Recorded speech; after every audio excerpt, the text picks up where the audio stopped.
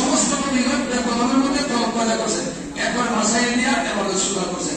মাসাইল কোনোই হইতো না, একটা যদি হয় মাসাইল একটু করতে যে জানছে তো নামাজ তুই দিব, কিন্তু মশালা কোনোই হইতো না। এটা কথা হযরত আবু বকর রাদিয়াল্লাহু আনহু তাবেশ করতে আমি মসজিদে বসা একবার নামাজ পড়ছেন। এদিকে আসো, কয় বছর দিন নামাজ পড়ো? বলে 40 বছর। বলে মৌত পর্যন্ত এই নামাজ পড়ো, নবীর তরিকা করতে পারবা। ওটা মশালা কোন হয়েছিল বহুত দরকারি। উলামায়ে কেরামের সহবত থেকে বসাই শিখতে হবে, মুফতি আহমেদ এজাব থেকে আমাদের বসাই শিখতে হবে। দেশ দিলেও দেশ সরাসরি শিখতে গেলে ভেসে উড়িয়ে যাইবেন।